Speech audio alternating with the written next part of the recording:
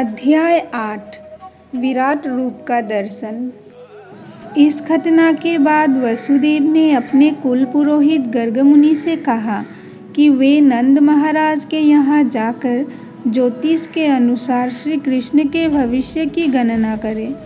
गर्ग मुनि महान ऋषि थे जिन्होंने अनेक तपस्याएं की थी और जो यदुवंश के पुरोहित नियुक्त हुए थे। जब गर्ग मुनि नंद महाराज के यहाँ पहुँचे तो वे उन्हें देखकर परम प्रसन्न हुए और तुरंत ही हाथ जोड़कर खड़े हो गए तथा उन्होंने उनका सादर अभिवादन किया। उन्होंने गर्ग मुनि का इस भाव से स्वागत किया मानो कोई ईश्वर या श्री भगवान की पूजा कर रहा हो। उन्होंने उन्हें उत्तम आसन दिया और जब वे बैठ गए तो उनका हार्दिक स्वागत किया। उन्हें अत्यंत विनम्र भाव से संबोधित करते हुए नंद महाराज ने कहा, हे ब्राह्मण, इस गृहस्थ के घर आपका आगमन केवल प्रकाश प्रदान करने के लिए हुआ है। हम सदैव गृहस्थी के कार्यों में लगे रहते हैं जिससे आत्म साक्षात्कार के वास्तविक कार्य के लिए हमें अवसर ही नहीं मिल पाता। हमारे घर में आपका पदार्पण हमें आध्यात्मिक जीवन के विषय में किंचित ज्ञान प्रदान करने के निमित्त हुआ है। आपका गृहस्थों के घर पधारने का इसके अतिरिक्त कोई अन्य प्रयोजन नहीं हो सकता। वास्तव में किसी साधु पुरुष या ब्राह्मण का ऐसे गृहस्थों के घर में जाने का कोई प्रयोजन नहीं है जो निरंतर आर्थिक क्रियाकलापों में व्यस्त रहते हैं। साधु पुरुषों तथा ब्राह्मणों का गृहस्थ के घर जाने का कारण केवल उसे प्रकाश प्रदान करना होता है।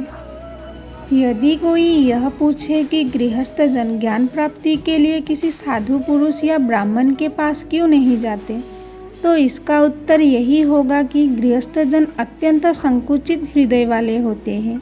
सामान्यतः गृहस्थ जन सोचते हैं कि उनका प्रधान कार्य पारिवारिक मामलों में व्यस्त रहना है और आत्म साक्षात्कार या आध्यात्मिक ज्ञान का प्रकाश गौण है। केवल दयावश ही साधु पुरुष तथा ब्राह्मण जन गृहस्थों के घर जाते हैं। नंद महाराज ने गर्ग मुनि को ज्योतिष विज्ञान के एक सबसे बड़े पंडित कहकर संबोधित किया। सूर्य या चंद्र ग्रहण जैसी घटनाओं के विषय में फलित ज्योतिष की भविष्यवाणियाँ आश्चर्यजनक गणनाएं हैं और इसी विज्ञान विशेष के द्वारा मनुष्य भविष्य को स्पष्ट रूप से समझ सकता है। गर्ग मुनि इस ज्ञान में पटु थे। इस ज्ञान के द्वारा यह जाना जा सकता है कि मनुष्य के विगत कर्म क्या थे जिसके परिणाम स्वरूप मनुष्य इस जीवन में सुख या दुख भोग रहा है। नंद महाराज ने गर्ग मुनि को सर्वश्रेष्ठ ब्राह्मण भी कहा। ब्राह्मण वो है जो परमेश्वर के ज्ञान में दक्ष हो। परमेश्वर के ज्ञान के बिना मनुष्य ब्राह्मण नहीं माना जा सकता। इस प्रसंग में प्रयुक्त सही शब्द ब्रह्मविदाम है, जिसका अर्थ है वे पुरुष जो परमेश्वर को भली भांति जानते हैं। एक दक्ष ब्राह्मण अन्य उपजातियों, क्षत्रिय तथा वैश्यों को सुधारने की सुविधाएं प्रदान कर सकता है। शूद्र कोई संस्कार संपन्न नहीं करते। ब्राह्मण को क्षत्रिय तथा वैश्य का गुरु या पुरोहित माना जाता है। नंद महाराज जाति के वैश्य थे और वे गर्ग मुनि को सर्वोच्च ब्राह्मण मानते थे। अतः उन्होंने अपने दोनों धर्मपुत्रों श्री कृष्ण तथा बलराम को संस्कार कराने के लिए उन्हें समर्पित किया।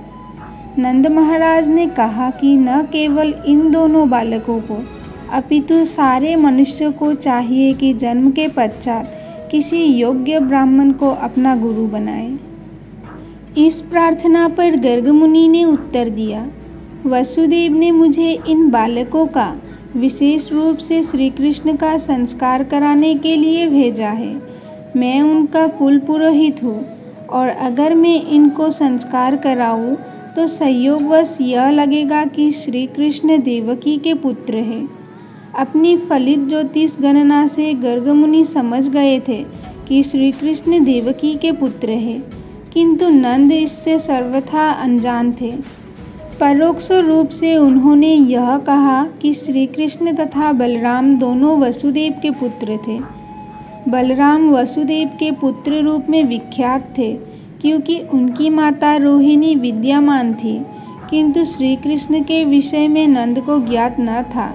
गर्ग मुनि ने अप्रत्यक्ष रूप से यह प्रकट कर दिया कि श्री कृष्ण देवकी के पुत्र हैं। उन्होंने नंद महाराज को यह भी सचेत कर दिया कि यदि वे संस्कार संपन्न कराएंगे तो पापी कंस समझ जाएगा कि श्री कृष्ण देवकी तथा वसुदेव के पुत्र हैं। ज्योतिष गणना के अनुसार देवकी को कन्या नहीं होनी चाहिए, किंतु प्रत्येक व्यक्ति यही कहता है कि देवकी की 8वीं संतान कन्या है।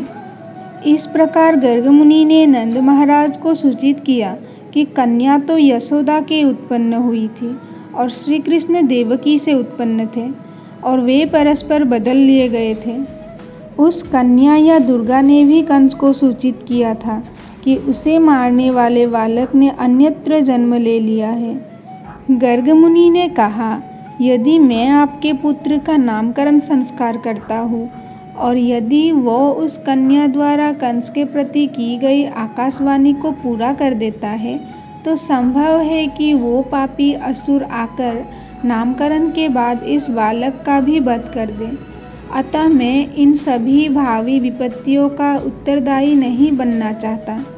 गर्ग मुनि के वचन सुनकर नंद महाराज बोले, यदि ऐसी आकांक्षा है तो अच्छा होगा कि नामकरण संस्कार का भव्य आयोजन न किया जाए। आपके लिए यही श्रेयस्कर होगा कि आप केवल वैदिक मंत्रों का उच्चारण करके संस्कार संपन्न करा दें। हम द्विज हैं और मैं तो आपकी उपस्थिति का लाभ उठा रहा हूँ, अतः बिना धूम धड़ाका के नामकरण संस्कार संपन्न करा दें। नंद महाराज नामकरण संस्कार को गुप्त रखना चाहते थे, किंतु यह भी चाह रहे थे कि गर्ग मुनि यह संस्कार संपन्न करें। जब नंद महाराज ने इतनी उत्सुकता के साथ गर्ग मुनि से प्रार्थना की तो उन्होंने गुप्त रूप से नंद की गौशाला में नामकरण संस्कार संपन्न किया। उन्होंने नंद को बताया कि रोहिणी पुत्र बलराम अपने परिवार वालों तथा परिजनों के लिए अत्यंत मोहक होगा, अतः राम कहलाएगा। भविष्य में वह अद्वितीय बलशाली सिद्ध होगा, अतः बलराम कहलाएगा। गर्ग मुनि ने आगे बताया, क्योंकि आपके कुल तथा यदुकुल में घनिष्ठ संबंध है, अतः उस बालक का एक नाम संकर्षण भी होगा। इसका अर्थ यह हुआ कि गर्ग मुनि ने रोहिणी के पुत्र के 3 नाम रखे, बलराम, संकर्षण तथा बलदेव। उन्होंने चातुर्य से यह बात प्रकट न होने दी कि बलराम भी देवकी के गर्भ में प्रकट हुए थे और बाद में उन्हें रोहिणी के गर्भ में स्थानांतरित किया गया था। श्री कृष्ण तथा बलराम सगे भाई हैं और मूलतः देवकी के पुत्र हैं। फिर गर्ग मुनि ने नंद महाराज को जानकारी दी, जहाँ तक आपके पुत्र का प्रश्न है, इस बालक ने विभिन्न युगों में विभिन्न शारीरिक रंग धारण किए हैं। सर्वप्रथम इसने श्वेत रंग धारण किया, फिर लाल, तब पीला और अब श्याम रंग धारण किया है। इसके अतिरिक्त यह पहले वसुदेव का पुत्र था, अतः इसका नाम वासुदेव तथा श्री कृष्ण होना चाहिए। अतः कुछ लोग इसे श्री कृष्ण कहकर पुकारेंगे और कुछ वासुदेव कहकर, किंतु आपको एक बात जान लेनी चाहिए कि अपनी विभिन्न लीलाओं के कारण इस बालक के अन्य अनेक नाम तथा कार्यकलाप होते रहे हैं। गर्ग मुनि ने नंद महाराज से यह भी संकेत किया कि उनका पुत्र गिरिधारी भी कहलाएगा, क्योंकि यह गोवर्धन पर्वत उठाने का असाधारण कृत्य करेगा। क्योंकि वे भूत तथा भविष्य के जानने वाले ज्योतिषी थे, अतः वे बोले, मैं इसके कार्य तथा नाम के विषय में हर बात जानता हूँ, किंतु अन्य लोग नहीं जानते। यह बालक समस्त ग्वालों तथा गायों को अत्यंत प्यारा होगा। वृंदावन में अत्यंत लोकप्रिय होने के कारण यह आपके लिए कल्याणकारी होगा। इसकी उपस्थिति से आप समस्त सांसारिक विपत्तियों को पार कर सकेंगे, चाहे कितनी ही विरोधी तत्व क्यों न आ जाए। गर्ग मुनि ने आगे कहा, हे ब्रजराज, जब जब राजनीतिक कुव्यवस्था हुई है, इस बालक ने अपने पूर्व जन्मों में चोरों चक्कों से साधुजनों की कई बार रक्षा की है। आपका पुत्र इतना शक्तिशाली है कि जो भी इसका भक्त होगा उसे शत्रु सता नहीं पाएंगे। जिस प्रकार विष्णु सदैव देवताओं की रक्षा करते हैं, उसी तरह आपके पुत्र के भक्त भी नारायण भगवान के द्वारा सदैव सुरक्षित रहेंगे। नारायण अर्थात भगवान के स्तर पर आपका बालक शक्ति, सौंदर्य तथा ऐश्वर्य में हर तरह से उन्नति करेगा।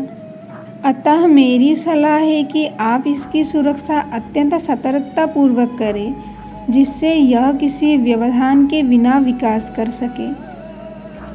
दूसरे शब्दों में गर्ग मुनि ने नंद महाराज को यह भी बताया, क्योंकि वे नारायण के परम भक्त हैं, अतः भगवान श्री नारायण ने उन्हें अपने ही समान पुत्र दिया है।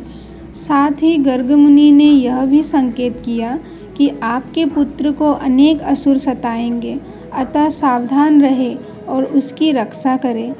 इस प्रकार गर्ग मुनि ने नंद महाराज को विश्वास दिलाया कि साक्षात नारायण उनके पुत्र बने हैं। उन्होंने अनेक प्रकार से उनके पुत्र के दिव्य गुणों का वर्णन किया।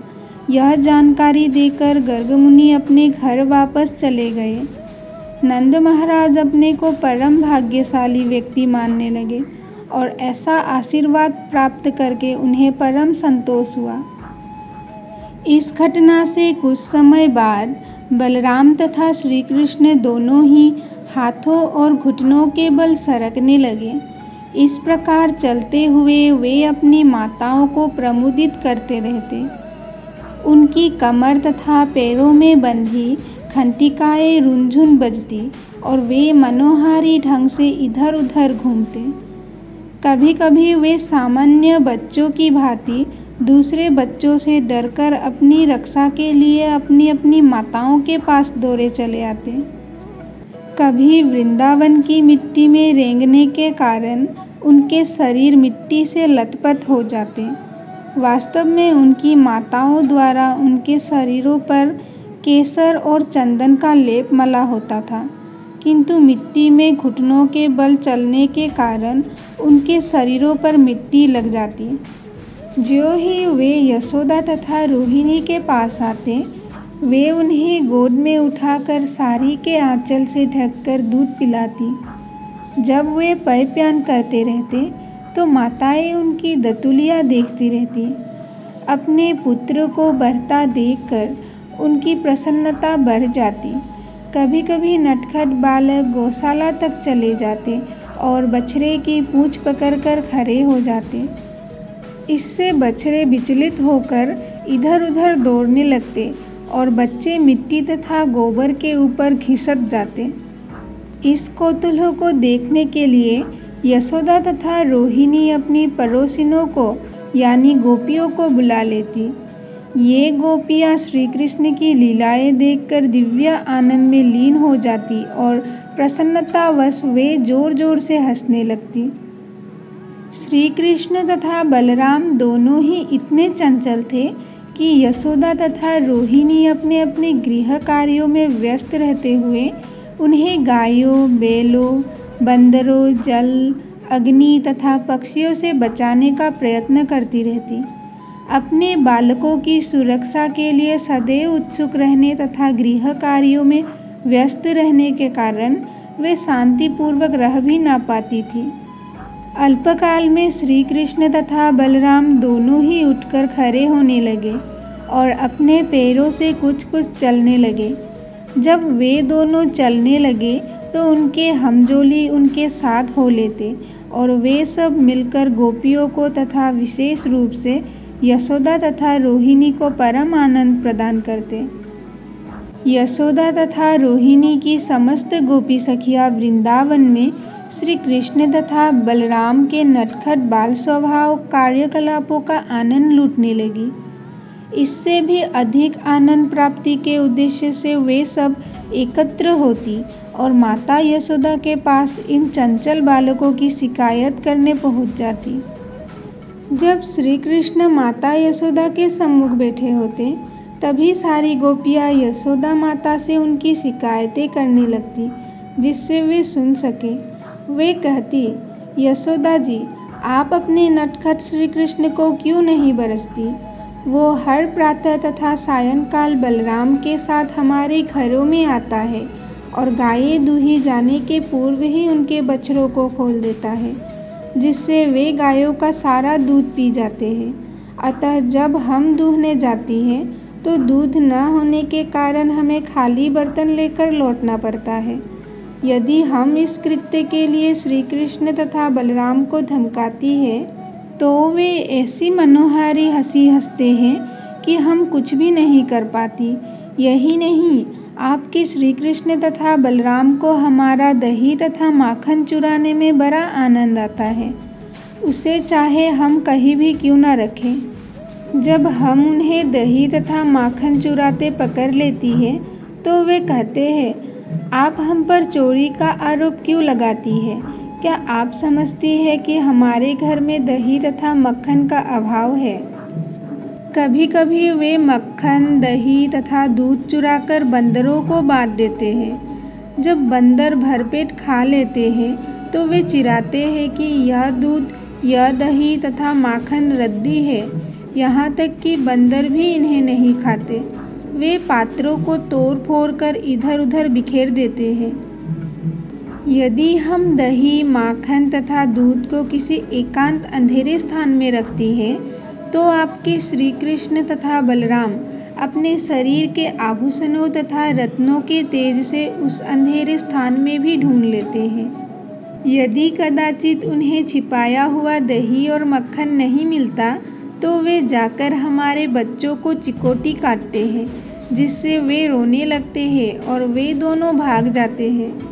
यदि हम मक्खन दही को छीके पर ऊंचे टांग देती है तो अपनी पहुंच के बाहर होने पर भी चक्की के ऊपर काष्ठ के बक्से रखकर वहां तक पहुंच जाते हैं। यदि वे वहां तक नहीं पहुंच पाते तो पात्र में छेद कर देते हैं। अतः हम सोचते हैं कि आप अपने बालकों के शरीर से सारे रत्नजड़ित आभूषण निकाल ले तो अच्छा हो। यह सुनकर यशोदा कहती, बहुत अच्छा, मैं श्री कृष्ण के सारे रत्न उतार लूँगी जिससे वो अंधेरे में रखा माखन ना ढूंढ पाए। तब गोपियाँ कहती, नहीं नहीं, आप ऐसा न करें। आप इनके रत्नों को उतार कर क्या करेंगी?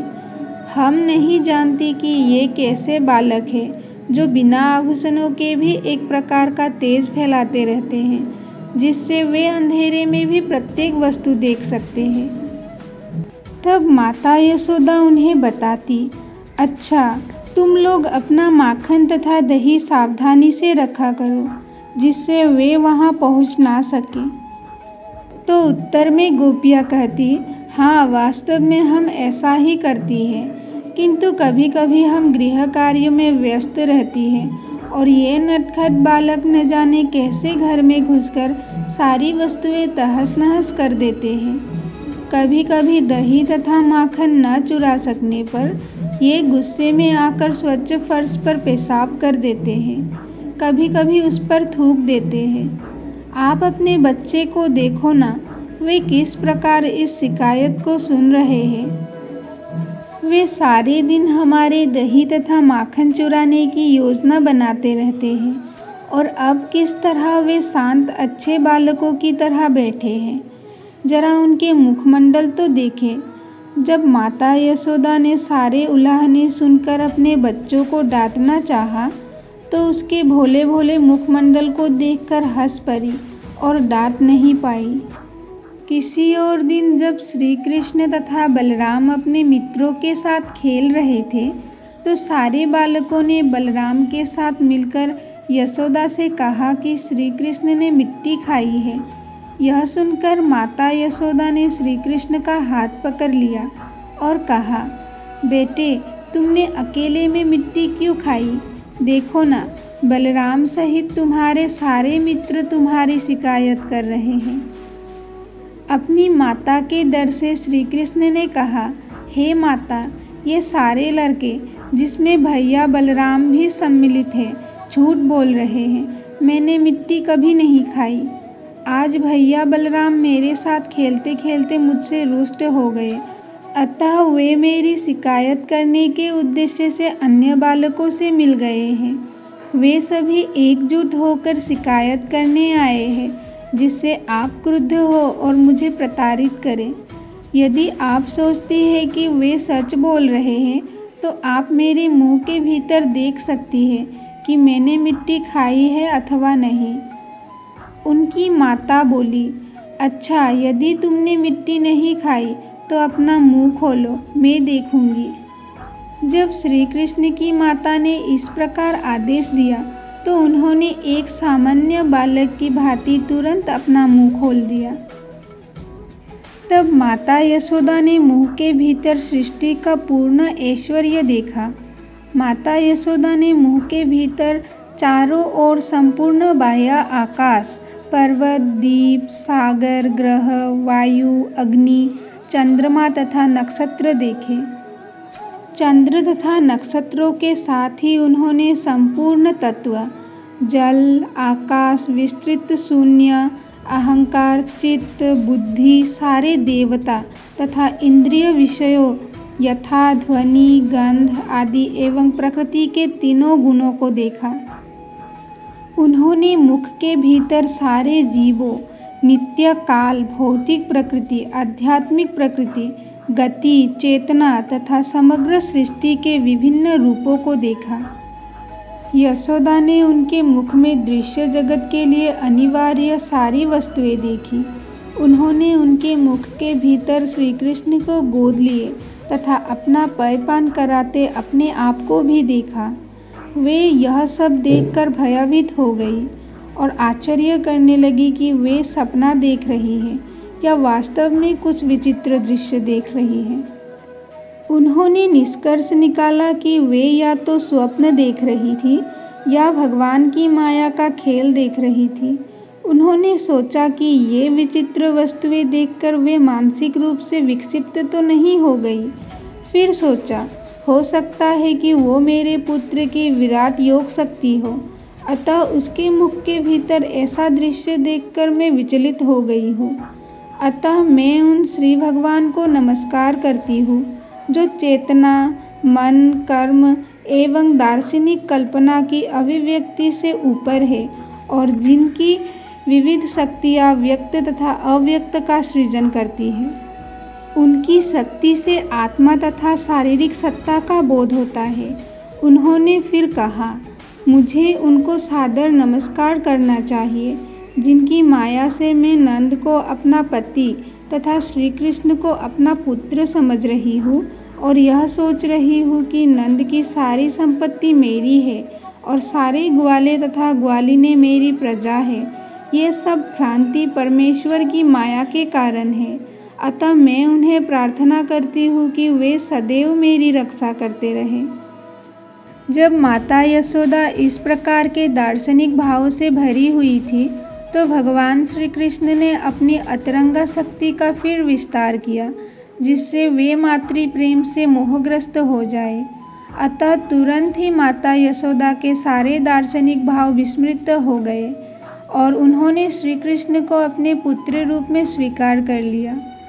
उन्हें अपनी गोदी में उठाकर वे भौतिक मातृ प्रेम से अभिभूत हो गई और उन्हें श्री भगवान का विचार करने लगी। उन्हें उपनिषद और वेदांत सूत्र या योग पद्धति तथा सांख्य दर्शन से ग्रहण किए ज्ञान द्वारा ही समझा जा सकता है। फिर वे श्री भगवान को अपने द्वारा जन्मे बालक के रूप में सोचने लगी। निश्चय ही यशोदा ने अनेकानेक पुण्य कर्म किए होंगे, जिसके फलस्वरूप उन्हें परम सत्य श्री भगवान उनके पुत्र के रूप में प्राप्त हुए, जिन्होंने उनका स्तनपान किया। इसी प्रकार नंद महाराज ने भी अनेक महान यज्ञ तथा पुण्य कर्म किए होंगे, जिससे श्री कृष्ण उनके पुत्र बने और उन्हें अपना पिता कहकर संबोधित करने लगे। किंतु यह आश्चर्यजनक है कि वसुदेव तथा देवकी श्री कृष्ण की दिव्य बाल लीलाओं से वंचित रहे। यद्यपि श्री कृष्ण उन्हीं के असली पुत्र थे। आज भी अनेक साधु तथा संत पुरुष श्री कृष्ण की बाल लीलाओं का गुणगान करते हैं।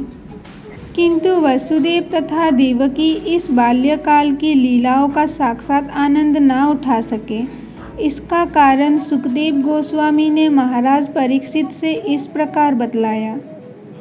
जब ब्रह्मा ने द्रोण नामक सर्वश्रेष्ठ वसु को अपनी पत्नी धरा के साथ संतान वृद्धि करने का आदेश दिया, तो उन्होंने ब्रह्मा जी से कहा, हे पिता, हमें आप आशीर्वाद दें। भविष्य में जब हम पुनः इस ब्रह्मांड में जन्म धारण करें, तो भगवान श्री कृष्ण अपने अत्यंत मनोहारी बाल्यपन के कारण हमारा सारा ध्यान आकृष्ट करें। श्री कृष्ण के साथ हमारे व्यवहार इतने प्रगाढ़ हो कि उनके साथ श्री कृष्ण की बाल लीलाओं के श्रवण मात्र से ही प्रत्येक मनुष्य जन्म तथा मृत्यु के अविद्या सागर को पार कर सके।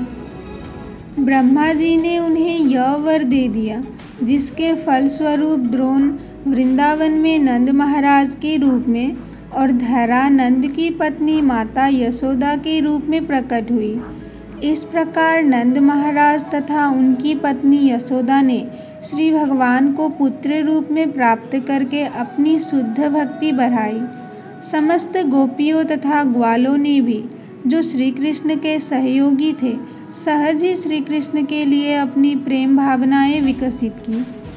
अतः ब्रह्मा जी के वरदान की पूर्ति करने के लिए ही श्री कृष्ण अपने पूर्ण अंश बलराम सहित प्रकट हुए और समस्त वृंदावन वासियों के दिव्य आनंद को बढ़ाने के लिए सारी बाल लीलाएं संपन्न की। इस प्रकार लीला पुरुषोत्तम भगवान श्री कृष्ण के अंतर्गत विराट रूप का दर्शन नामक 8वें अध्याय के भक्ति वेदांत तात्पर्य पूर्ण हुए।